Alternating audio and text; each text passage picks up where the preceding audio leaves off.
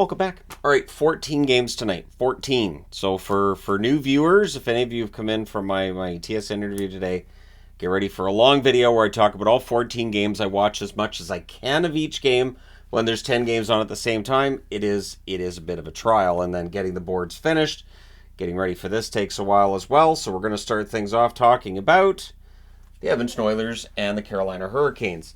The Oilers should be better than this, but they're not. It's Skinner versus Ranta.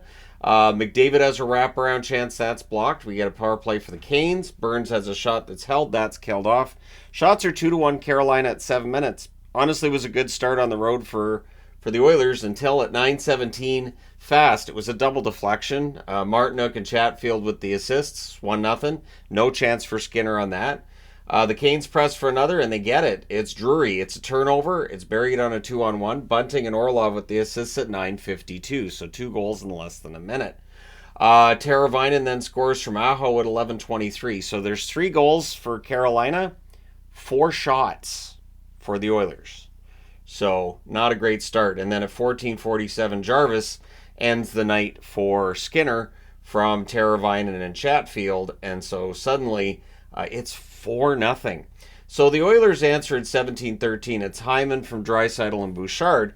But yeah, after the first period, it's 4-1. Second period, Kochetkov is in to start the period. Ranta, again, I don't think this is the first time he's been pulled. And clearly there's just something up there, and we just kind of accept it because Ranta does get hurt on the regular. But yeah, Kochetkov's in. Early jump for the Oilers, but Carolina would score again. It's Natchez from Svechnikov and Shea at 2:11. But the shots on net are 3-1 Oilers at 7.5 minutes. It's just the one shot went in for Carolina. Svechnikov fires one wide on a rush. We get a press by Carolina at 9 minutes. There was a power play for the Canes. That's killed off. Canes go back to the power play. It lasts 13 seconds before it becomes a 4-on-4. The Canes would score, but it's ruled to be offside. With 3:29 left, the Canes get a power play, and the Oilers score during it. Shorthanded, it's Ekholm from Fogle and McLeod at 17:48. Buries a rebound on a rush, and then the Oilers finish the kill. So coming out of 2 periods, it's 5-2. Again, watching Sportsnet, they're going to sell you on, hey, they could come back, and not likely in Carolina. But anyways, the shots are 5-1 for the Oilers 2.5 minutes in. They did everything they could here, and Hyman would make it a little closer from McDavid and Nugent-Hopkins at 3:46. He tips that one in close. There's a power play for Edmonton. That's killed off. The shots are 8-3 for the Oilers at 8.5 minutes left. They'd get some pressure with 4.5 minutes left, and then McDavid takes a penalty, which gives the Canes a power play, and you could see just how exasperated he looked on that. With 1:13 left, the Oilers get a power play. They call a timeout, pull the goalie, and that gives Burns the empty netter from Stahl at 18:56. It's a shorthanded empty netter. Your final score is 6-3 for Carolina. They go to 11-7 on the season. Edmonton drops to 5-12-1. So again, if they're going to make the playoffs, they have to turn it around soon, and it just doesn't seem to be happening. Shots on net, 12-8 Carolina in the first, 7-4 Carolina in the second, 11-8 Edmonton in the third. Final shots, 27-23 for the Canes. Power plays, Edmonton 1-4, Carolina 0-5. The hits, 12-9 for Carolina. Skinner, 8 saves on 12 shots. Pickard saved 13 out of 14 in relief. Ranta saved 7 out of 8 in the first. Kochetkov saved 13 out of 15 the rest of the way. So it's another rough night for the Oilers. All right, next up, Chicago and Columbus. Guess what, Columbus fans? You are not waking up tomorrow to a video from me about the Columbus Blue Jackets and a 10-game losing streak, because it ends tonight. So it's Mrazek versus Merzlikins. There's an early press by the Jackets. Werenski with a near miss. Ends up being held on the rebound. And then Jenner would open the scoring from Werenski and Boquist at 2:57. Bedard then fires one high on a rush before at 6:45 Goodbranson gets the second of the season from Marchenko. It's a 2-goal lead for Columbus. Get a power play for Columbus. That becomes a 4-on-4. That's all killed off. The Hawks would press after. Jackets, though, they go back to the power play and they score on it. It's Boone Jenner with his second goal of the night. Goudreau and Werenski with the assists at 13:53. Chicago does get that one back before the period's out. Bedard scores from Kurashev and Phillips at 15 minutes and 40 seconds. So after the first period, it's 3-1 Columbus. Second period, Jackets press at a minute and a half. Things get pushy on a hole by Mrazek. Fantilli has a shot that's blocked. And then Sillinger. I believe this is his first of the season for Werenski and Chinakhov at 7:31. Shots are 7 apiece with 9 minutes left, and then Voronkov scores to make it a lot to 1. From Werenski and Boquist at 12:15, and Soderblom is in. We get a power play for Chicago. That's killed off, and then Marchenko scores from Boquist and Provorov at 16:28. Boquist and Werenski both had big nights. Jackets look for more, and they would find it. At 18:40, it is Laine back in the lineup. He gets a goal. Fantilli with the assist. So that makes it 7-1 after the second period. The only question I had was, am I going to need no mercy magnet? The answer would be no. Third period, power play for the Hawks. Kurashev's denied. It's cleared out. Power play's killed off. Shots are 2-1 for the Hawks at 4 minutes, and they would get a goal to not really get back in the game, but make the score at least a little bit more respectable. Dickinson scores at 6:06. We then get a power play for the Hawks. That's killed off. Columbus gets turned on the power play. That's killed as well. And then Reese Johnson scores from Entwistle at 18:41. Your final score is 7-3. So Columbus goes to 5-11-4 with the win. Chicago drops to 5-12 with the loss. Shots on net 9 apiece in the first, 12-11 Columbus in the second, 16-5 Chicago in the third. Final shots are actually 36-26 for the Blackhawks. Power plays, Chicago 0 for 4, Columbus 1 for 3. The hits, 17-8 Chicago. Mrazek saves 13 out of 18. Soderblom saved 6 out of 8 in relief. And Merzlikins, the first goaltender I've talked about that played the full 60 minutes tonight, 33 saves on 36 shots. So Elvis with a good game, and Columbus bounces back a little bit. They needed that. All right, next up, New Jersey and Detroit. This was really Detroit just showing what they can do, and maybe we're going to be talking about the resurgence of the Wings now. So it's Vanacek versus Lyon with his second straight start. Hamilton has a blast that saved. The shots are 3-1 Detroit at 3 minutes. The Wings press at 4 minutes. Get a power play for Detroit. That's killed off, but late in the period, they'd stack them up.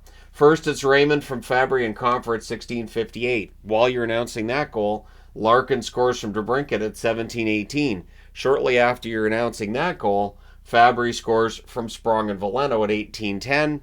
It's 3-0 after the first for the Detroit Red Wings. Second period, early jump for the Wings. Devils press at 2.5 minutes, but the shots are 3-1 Detroit 5 minutes in. New Jersey just never really got it going tonight. Wings are doing a good job blocking the net. Their defense was very good. Power play for Detroit. Sprong has a shot that's saved, and then Seider with 1 second left in the power play. He wires it. Kopp and Fabry with the assists at 9:03. It's 4-0 Detroit. Shots are 7-5 for Detroit with 8 minutes left. Ball has a screenshot that gets saved. Wings press with 4 minutes left. We get a power play for the Devils. That's killed off. It's 4-0 after 2. Third period, the shots are 2 apiece at 2.5 minutes. We get a power play for Detroit. That's killed off. The Devils get stuck on 2 shots for a while. The Wings go back to the power play. It's killed off. Then New Jersey gets a turn. It's also killed. No shots for New Jersey on their power play. The Devils press are kept to the outside. In fact, no shots. And I know that because they only had 2 shots in the entire third period, and that was before we hit the 2.5 minute mark of the third period. So your final score is 4-0. One of the easier shutouts you're going to see. Detroit goes to 9-6-3 with the win. New Jersey drops to 8-8-1. They are now 7th in their division. So New Jersey's dug themselves into a bit of a hole here. Shots on net, 10-7 Detroit in the first, 11-7 Detroit in the second, 7-2 Detroit in the third. Final shots, 28-16 for the Wings. Power plays, New Jersey 0 for 2, Detroit 1 for 4. Both teams had 12 hits in this game. Vanacek saves 24-28. Alex Lyon, 16 shots. That's all he faced. That's what he had to save, and he gets the shutout. So Detroit's going to keep carrying 3 goaltenders is my guess, because it's working out pretty well for them. All right, next up, Boston in against the Florida Panthers. This was a very intense game. So Ullmark versus Bobrovsky. Bennett's hitting early. Lindell was denied on a one-timer. Verhaeghe's then robbed as Ullmark's doing his best to do some thefting early on. So things get punchy on a hole by Ullmark. Tkachuk gets denied on a 2-on-1. Pasternak's then denied as the Bruins press. The Panthers draw a power play. That was killed off. Panthers go back to the power play. That's killed off as well. Bruins get a power play. It lasts 35 seconds before it becomes a 4-on-4. During the 4-on-4, Boston gets on the board. Coyle from Heinen and Lindholm at 18:35. So Boston, in a very wide open, high chance period, they're ahead 1-0. Marchand's denied the next shift. The Bruins end up with a power play. It's a bit of a parade in the first period, and then it just sort of ends, right? Second period. 101 left in the Bruins power play, so the Panthers kill that off. I don't know that there was a power play the rest of the way. We had a fight between Forbert and Gadjevich. There's a near miss for Pasternak as they press. Bruins press at 7 minutes, but Lundell would tie the game. He tips one in at 10:33. Cousins and Mikkola with the assists. Panthers then look for the lead, but on a turnover, while Jackie Redmond's talking to the Bruins' dads, Beecher scores at 11:14 to make it 2-1. So she's like, all right, so I'm going to stay here the rest of the night.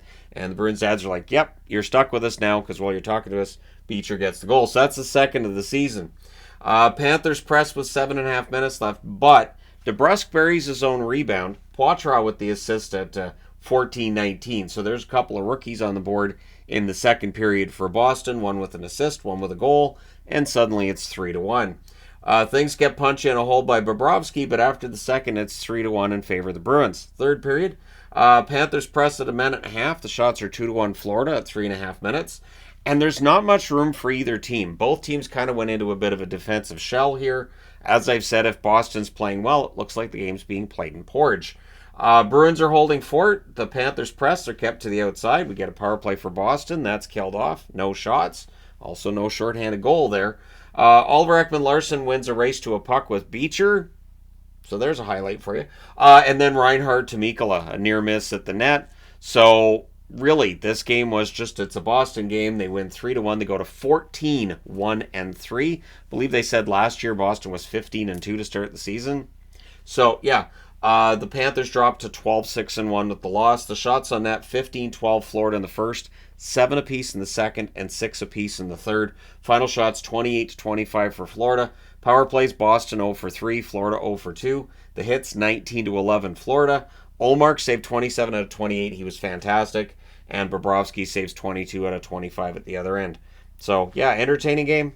And Boston, well, it's, I mean, entertaining in the way that when you're seeing Boston just shut the game down, it's impressive. Anyways, next up, Rangers in against Pittsburgh. So Jonathan Quick continues to go through the whole Wayback Machine, and it's working for him. It's Quick versus Jarry, the Penguins press. They nearly scored a minute and a half in, and if they had, the whole complexion of this game would have been different. I think it was Gensel who nearly scores. Penguins press, or Penguins have a 4-3 lead in shots, 4.5 minutes in, and there's a post for Crosby. So there's 2 opportunities there that almost put Pittsburgh in the lead, and then Lafreniere. It's a turnover. It's buried on a fast break. Zibanejad with the assist at 5:08. So Lafreniere, I believe that's goal number 8 for him this season. He's on pace for over 30. Shots are 12-6 Rangers with 7 minutes left. So the Rangers really get the momentum off that goal. There's a power play for the Penguins. They end up scoring, but it's an offside play. So that goal comes off the board. Rangers finish the kill the next time they get the opportunity. There's a press by the Rangers with a minute and a half left, and they come out of the first period with a 1-0 lead. Second period, Latanga's a net feed deflect out. The Penguins press at 2 minutes. Glove save and hold on Trouba. Gensel nearly scores. A lot of nearly scores for Pittsburgh, and then there's some pushing after that.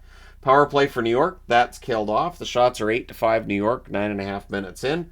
Lafreniere's denied on a rush opportunity. Kakko then had a rush chance. That was saved. Jarry is the reason this game is close. I'd put that on the board. Like, the only reason this game's even close is Tristan Jarry.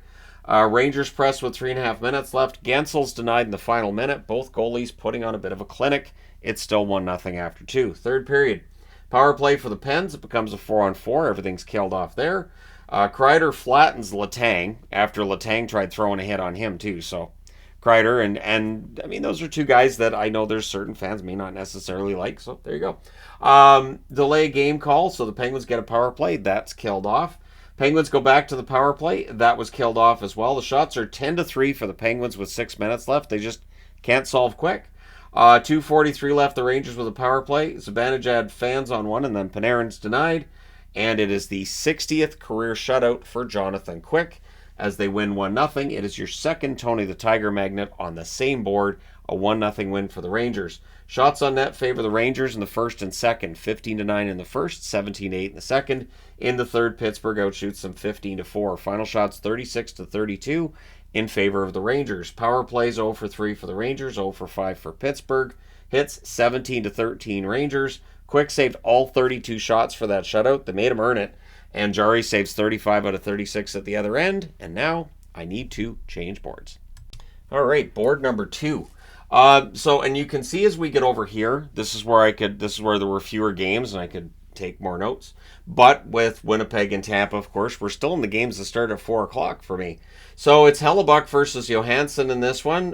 Good early back and forth, and this is a good test for the Jets, right? So going into Tampa Bay, this is a good test for the Jets. Good early back and forth. The Bolts press at 4 minutes. The shots are 5-1. Tampa at 5 minutes. But at 5:29 on their second shot, Morrissey scores from DeMello and Ehlers. He wires that one from the side of the net. We then get a power play for the Jets, and they score on it. It is Scheifele from Morrissey and Connor at 13:03. But with 2:35 left, Tampa Bay gets a power play, and they score on theirs. It is Stamkos from Kucherov and Hedman at 18:06. Then Hedman's denied on a net drive as Tampa Bay looks to tie it. So after the first period, it's 2-1 Winnipeg, but Tampa Bay was keeping Hellebuck busy. So second period, early press by the Bolts, so they pick up where they left off. Connor has a rush chance, that save. The Bolts score, but it's after the whistle, so it doesn't count. No goal due to goalie interference. So, I mean, it was after the whistle, but they also said goalie interference, so whatever. So the booing commences, but the Bolts press at 6 minutes, and they score. Just too many chances.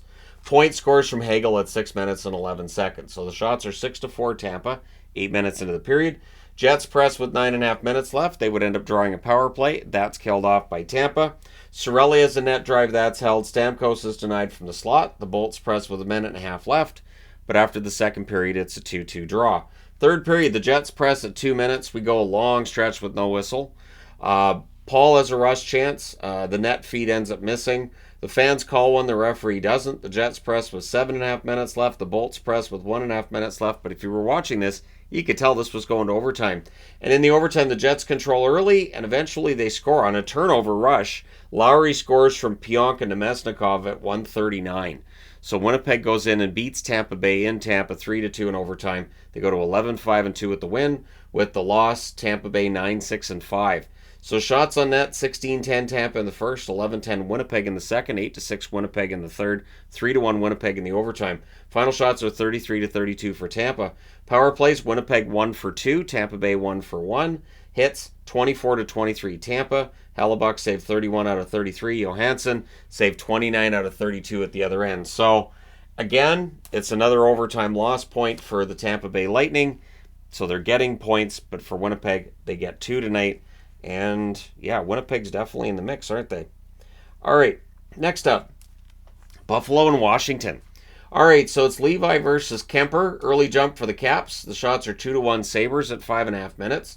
Sabres press at 9.5 minutes, and eventually they score. Peterka scores from Jost and Olofsson at 10:09, and the display on the TV said Sabres are 6-1 scoring first, so they jinxed them.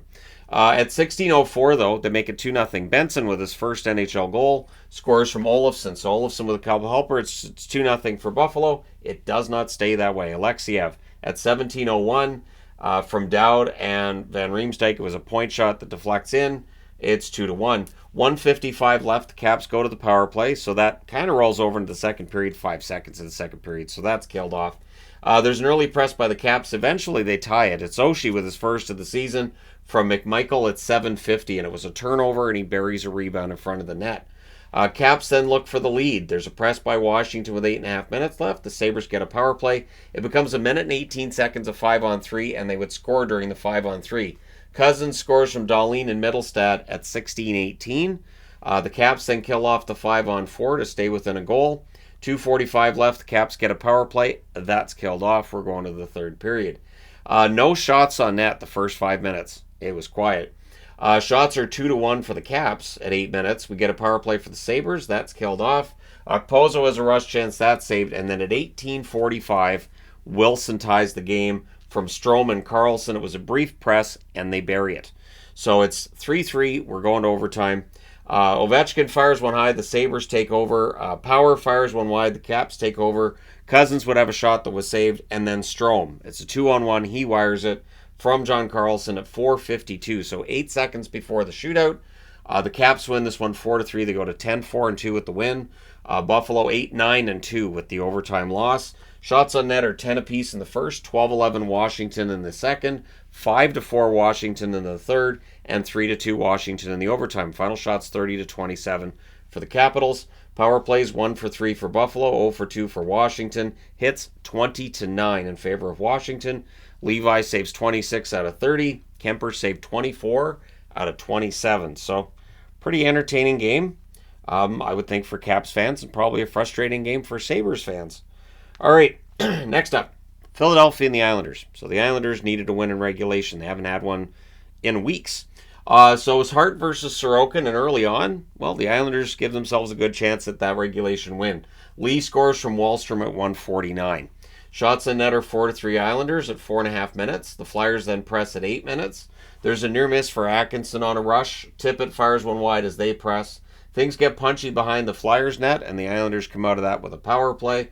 It's killed off, 2 shots, and then the Flyers rush after it's done. Strong forechecking by the Flyers at this stage. They would press with a minute and a half left, but they come out of the first period down by 1. Second period, power play for the Flyers. That's killed off. Shots are 4-2 Flyers, 5.5 minutes in. Walker then has a shot that saved. Dobson had a chance that was blocked at the net.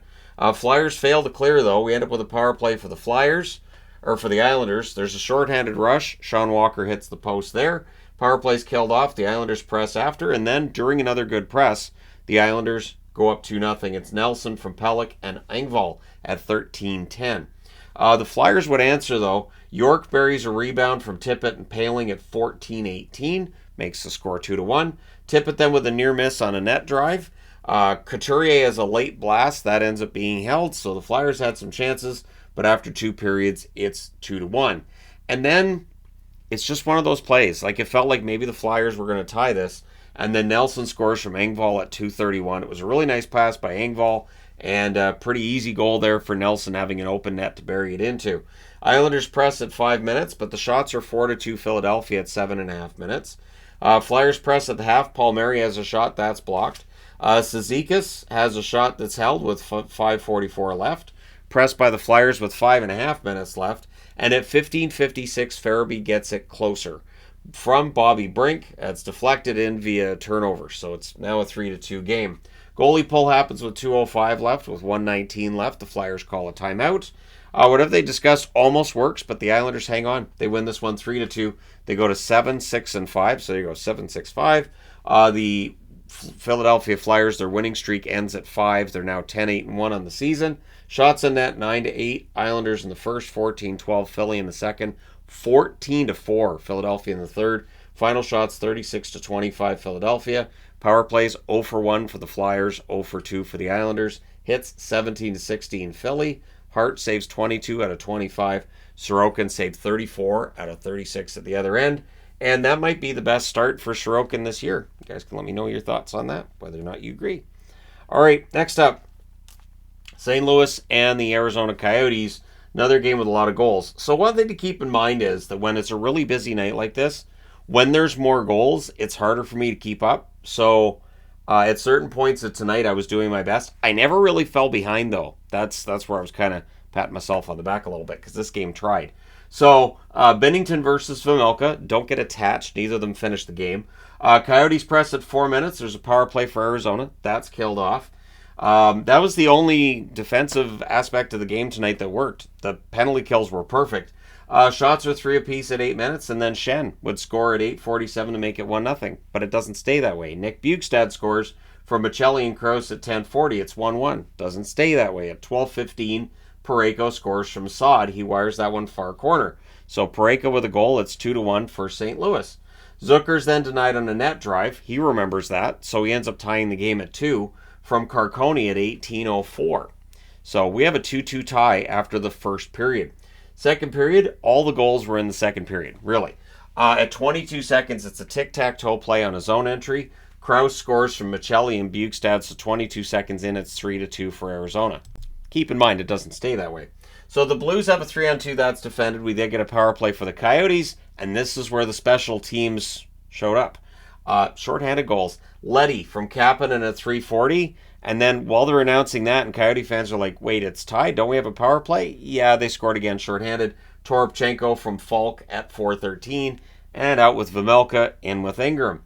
So the Blues finish the kill. And then Carcone scores from Kerfoot and Boyd at 6:56. Initially, it wasn't picked up on the ice, but the horn sounds, meaning it's a goal. One thing that does drive me a little bit nuts is when, you don't know necessarily whether it was a goal or was the post, and that horn sounds, and then an announcer says, well, I guess they want to take a look at it.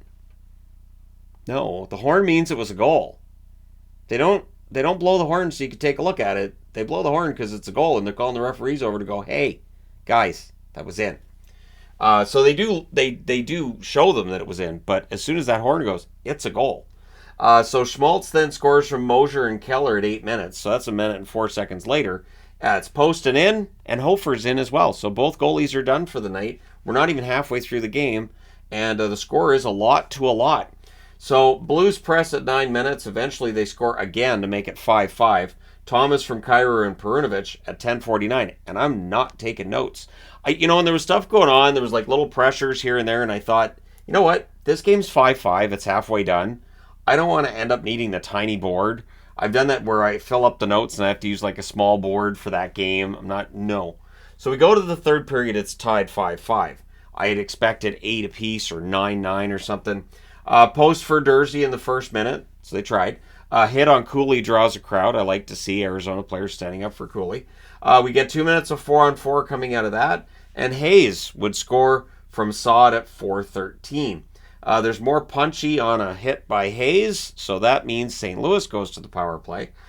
We end up with a 5-on-3 for the Blues not long after, but that is killed off by Arizona. Shots are 7-4 St. Louis at the half. Not a lot happens after that.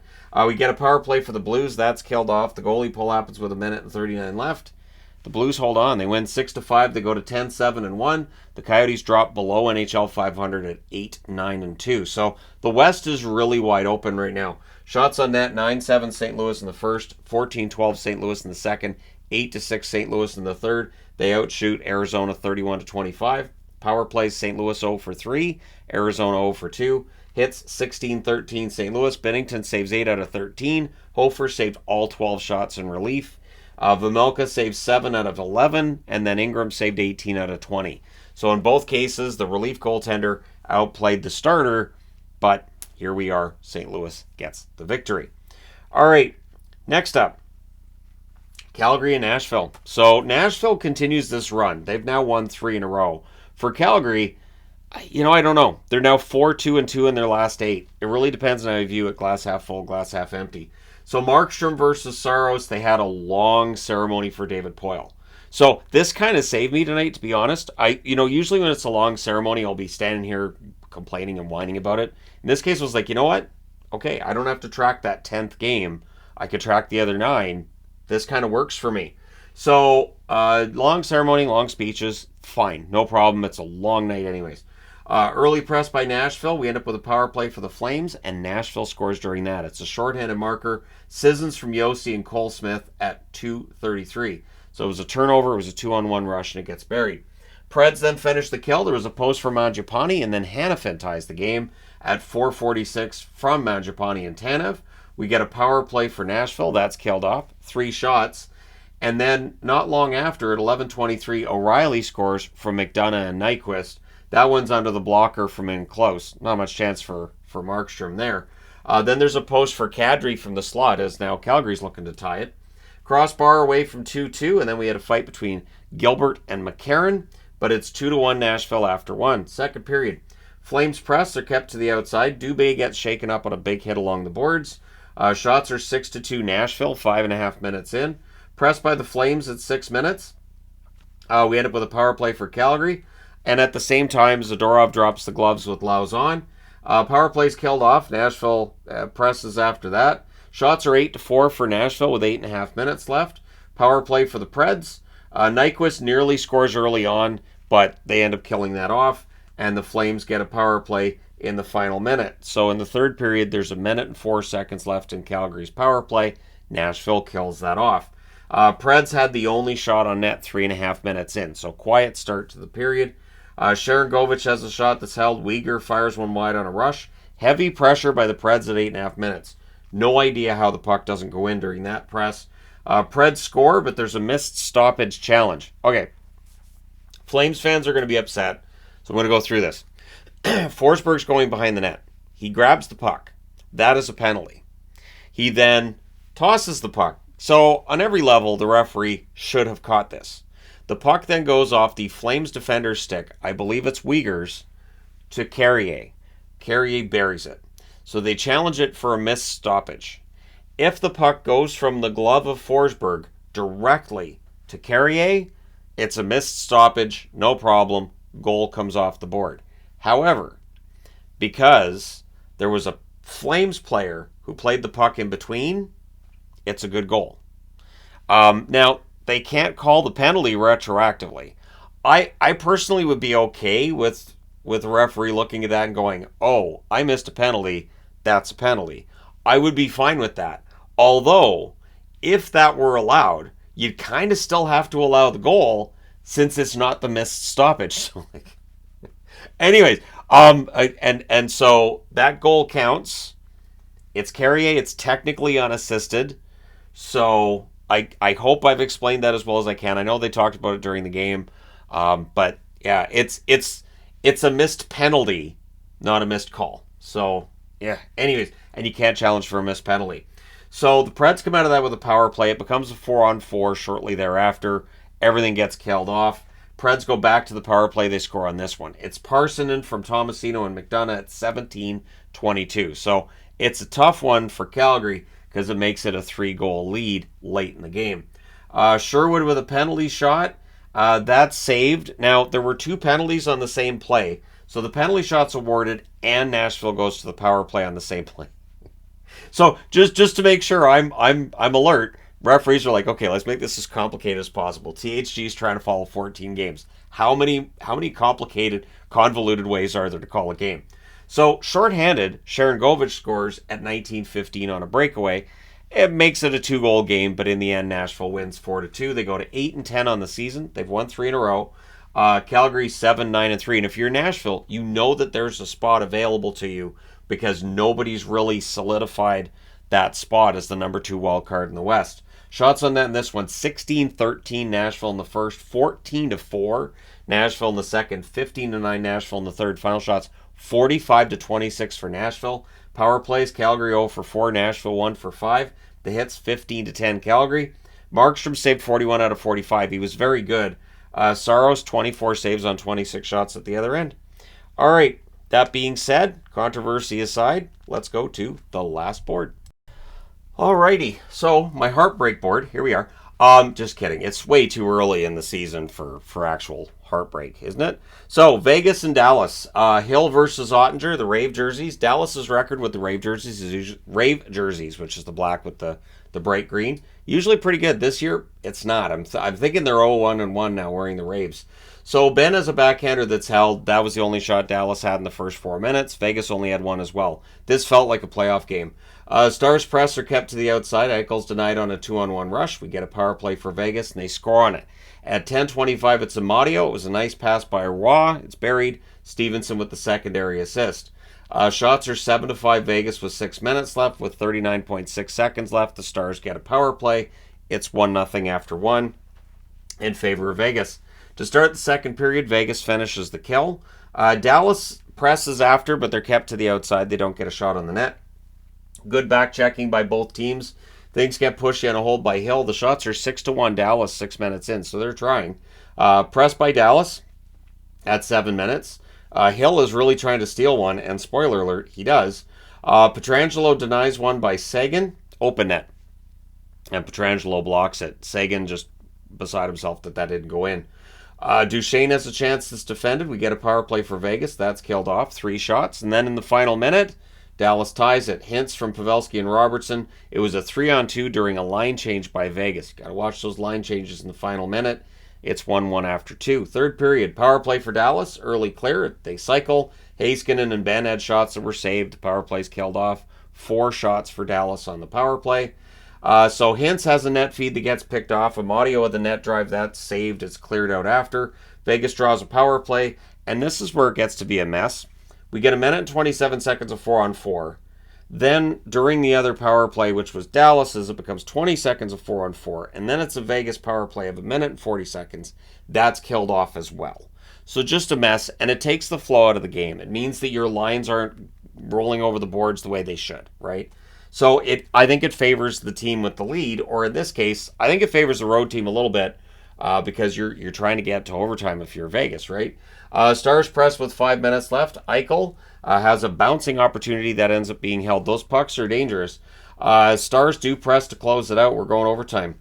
Stars controlled early. Robertson has a shot that saved. The next chance they had was held. And then Eichel just outweights Ottinger. He actually flubbed the entry a little bit. I think that threw Otter off, and he outweights him. Marchessault with the assist at 157. Vegas steals one in Dallas, 2-1 in overtime. They go to 14-4-2. Dallas drops to 12-4-2 with the overtime loss. Shots on net, 8-6 Vegas in the first, 17-6 Dallas in the second, 11-7 Vegas in the third, 2-1 Dallas in the overtime. But Vegas' shot's the one that matters. Final shots, 32-26 for Dallas. Power plays, Vegas 1 for 4, Dallas 0 for 3. The hits 20-17 Dallas. Hill saves 31 out of 32. Ottinger saves 24 out of 26. So, I mean, fun game, but the ending a bit of a downer for Dallas fans. All right, Montreal and Anaheim. And the fall of Anaheim continues. This is a very troubling result if you're the Ducks. Montreal is a very spirited team who are capable of stealing games. But when you're at home and you're looking at a 500 record and your position in the playoffs is no longer what it looked like it was 10 days ago, you need to win this game. So it's Montembeault versus Gibson. There's a power play for the Habs. Caulfield has a blast that's held. There's some pushing. That's killed off. And then Newhook, 6 seconds after the power play ends, scores from Pearson and Gallagher at 5:59. And then at 6:37, Gooley scores from Ullinen and Evans. The Habs then press for another. We get a power play from Montreal. That's killed off. But after the first, they're leading 2-0. They look pretty good. Second period, early jump for the Ducks. We get a power play for Anaheim, and it takes 4 seconds. McTavish scores the power play marker from Carlson and Mintyukov at 53 seconds. But at 1:49, after a good cycle, some good pressure from the point, Matheson scores. Suzuki and Barron with the assist. So at 1:49, Montreal gets their 2-goal lead back. McTavish fires one wide from the slot, but his next opportunity, he scores. Great pass by Vetrano. It's buried. McTavish from Vetrano and Luno at 6 minutes. So there's Luno on the board. I think that's his first NHL point. Power play for the Habs. That's killed off. The Habs would press with 3.5 minutes left. But after 2 periods, it is 3-2 in favor of the Montreal Canadiens. Third period. Early press by Anaheim. Ducks then press again at 4 minutes. The Habs get pinned down a bit. They fail to clear. The ref is told that he sucks. The fans wanted a call during that. Shots are 3-2 for the Ducks at 6 minutes. Too many Ducks on the ice, not called. Or at least dangling over the boards. Like they were all right, like trying to jump on. And so anyways, McTavish is denied on a net drive. And then Vetrano would score from McTavish and Fowler at 11:31. His top corner near side. And Vetrano, I think that's 13 on the season for Frankie now. Habs press with 5.5 minutes left. There's a near miss for Josh Anderson because he's not allowed to get goals this year. Ducks cleared out. We get 2 minutes of 4-on-4. During the 4-on-4, Montreal gets the lead back. It's Newhook with his second goal of the game. Evans with the assist at 16:40. It's on the rush. Goalie pull happens with 1:40 left. And Montreal will get an empty netter after the horn. So your final score is 4-3 in this one. Montreal goes to 8-9-2 with the win. The Anaheim Ducks, 9-10. They are officially below 500 right now. Shots on net, 15-12 Montreal in the first, 11-7 Anaheim in the second, 10-6 Anaheim in the third. Final shots, 33-28 Anaheim. Power plays 0 for 3 for Montreal. Anaheim scored on the only power play they had. Hits 25-19 Anaheim. Montembeault saves 30 out of 33. Gibson saved 24 out of 28. All right, next up, Vancouver and Colorado. So Vancouver hung in this game until Colorado became Colorado. So it's Demko versus Georgiev. The shots are 3-1 for the Avs 4.5 minutes in. Canucks press at 9 minutes. There's a near miss for Nichushkin on a turnover. The Avs press. There's a near miss for Rantanen. There's more pressure by the Avs with 8 minutes left. They get a power play. That's killed off. 2 shots for Colorado on their power play. McKayev's denied on a fast break, but then Höglander buries his own rebound to put the Canucks up 1-0. Beauvillier with the assist at 16:23. The Avs go back to the power play, though, and they score on it. It's Nichushkin from Rantanen and Drouin at 17:37. I believe that's a 5-game goal-scoring streak for Nichushkin. And then a little over a minute later at 18:43, Drouin gets the second goal of the season. Makar and Byram with the assists. Remember, for Makar, he is on the verge of getting 30 points in less than 20 games as well. By my count, he came out of tonight with 2 points. That gives him 29 points in 18 games. It's just insane watching him. Joshua was denied in the closing seconds. It's 2-1 for Colorado after one. Second period. Power play for the Canucks. Pettersson has a shot that's saved. They cycle. There's a shorthanded rush by Makar. We end up with 17 seconds of 5-on-3. Everything's killed off there. And it felt like that was like a huge boost for Colorado.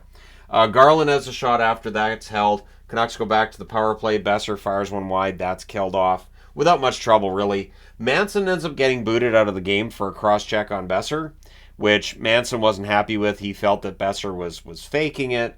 Ref is told that he sucks. But here's the thing. On that play, Besser goes to the box as well for 2 minutes. And during that penalty stuff, we're going to talk about what happens, because during the 4-on-4, JT Miller ties the game from Hughes and Hronek at 9:04. So now Quinn Hughes has 31 points in 20 games. But Beauvillier then takes a penalty that kills most of the rest of it. In fact, it gives the Avs a 4-on-3. And so even though it's a 5-minute major for Manson, the Canucks never had a second of power play time. You can't do that in Denver. You just can't. So everything gets killed off. Friedman then gets hurt. A puck hit him as he was getting cross-checked. He did come back into the game, though. I'm pretty sure on that one. Avs press with a minute and a half left. It's 2-2 after 2. Third period at 1:24. Goals credited to Tufte. I'm leaving it as Tufte. I don't know if Tufte actually touched the puck. But Wood and Colton with the assists. It's 5-hole. It's through a screen. Demko never saw it. It makes it 3-2. Canucks look to answer. There's a press by the Canucks, but they're kept to the outside. McKinnon then has a snapshot that's held. Hronek fires one wide as the Canucks press. The shots are 4-2 for the Canucks at the half, and then it's a turnover by JT Miller. It's a breakaway by Cale Makar, and at 12:38, it's 4-2 for Colorado. It happens just that fast with Makar. Goalie pull happens with 4 minutes left, and at 16:38, Colorado hits the empty net.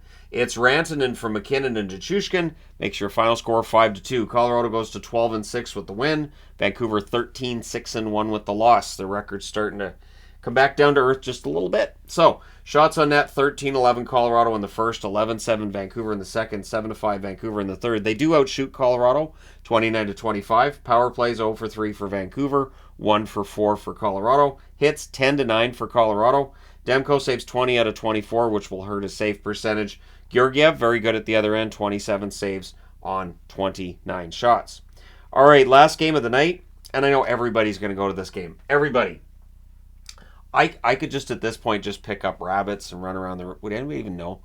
Because, I mean, unless you're a Seattle fan, there's no way San Jose fans are going to, like, go to that timestamp. I want to see what happened to my team tonight. So it's Kakkonen versus Decord. Kakkonen wouldn't finish the game. Early jump for Seattle. Understatement of the year. Tanev scores from Wenberg and Alexiak at 1:28. Things then get pushed on a hold by Decord. Shots are 6-3 Seattle at 7.5 minutes. Beniers is denied and close. And during all this, too, McCann scores. That goal was taken away. So as bad as this looks, there's a goal that's taken away, and there was so much going on that I was like, okay, I'm just erasing all that because I get the feeling that that goal being taken off the board isn't going to really upset anybody because it's San Jose. And sure enough, Bjorkstrand scores from Gordon Tolvin at 10:36. And then from the right circle, top corner, Larson scores from Eberle and McCann at 11:07. We then get a power play for Seattle. That's killed off. And then Gord puts one in off Kakkonen at 18:46. It's 4-0. Should have been 5-0, I guess. Or could have been 5-0. But yeah, 4-0. 59.7 seconds left. We get a power play for Seattle. Sorry, power play for the Sharks. Just my throat's starting to say, I've been talking a long time. Like I'm just getting over a cold, so my throat's kind of telling me it's done. Anyways, 4-0 after the first. Maybe I can just do it with like mime. I can mime it. I don't think I want to do that. Second period, we get a power play for Seattle after they're done killing off that Sharks power play, and McCann would score at 3:36. That one counts. Shots are 4-0 Kraken at the half, and nothing happens the rest of the way. I'm not making it up. There's one shot for the rest of the period. Kraken press with 7.5 minutes left. We had a fight between Burrows and Tanev. There were 5 shots in the period. 4 of them are by the Kraken in the first half. That's it. San Jose had 1 shot in the second half. Nothing else happened. This here is the entire second period. Third period. Tolvanen scores at 2:22 because they're not done. Bjorkstrand and Dumoulin with the assists there. Sharks have 8 shots on net to this point in the game. Seattle has 6 goals. So, Sharks are back. Eberle has a net drive. That's blocked. Hurdle gets shaken up on a crash into the boards, which looked kind of scary. Looked like he kind of hit his wrist there, so hopefully he's fine. Sharks' first shot happens at 7:47. We get a power play for San Jose. That was killed off. No shots. Shots are 3-2 for Seattle with 8 minutes left. There's a power play for the Kraken. That gets killed off. And then Hoffman scores from a Hochik at 15:32, which means it's 6-1, so the shutout's gone. And that made Seattle mad, so they get it back. Tolvanen scores from Alexiak at 15:46. Took them 14 seconds to get it back, and they ride it out from there. Your final score is 7-1 for Seattle. Seattle goes to 8-5. Look at that. I put the records backwards. I mean, there's part of me saying, I should leave it as it is, because then San Jose fans can feel good for the night, because it looks like they're 8-5, but in reality they're 3-15-1. Seattle's 8-5, and I was in a hurry to get those records on the board so I could get this video done for all you fine people on the internet before midnight, my time. So it's 11 o'clock right now. There you go. Let me know your thoughts in the comment section below regarding tonight's games. Don't forget to hit like and subscribe if you're browsing your way through. You just happened upon this video. Thank you guys so much for watching, for all your support. And maybe I should get creative when it's the San Jose game where they get destroyed. And here's the No Mercy magnet down here. For anybody who's wondering, it's right there. No Mercy. And there wasn't any. But, yeah, maybe I should, when it was the last game and it's like that, have some fun with it. Anyway, or maybe I did, and I just don't realize it. Let me know your thoughts. Don't forget to hit like and subscribe if you haven't done so already.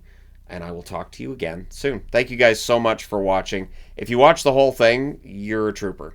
I'll talk to you again soon.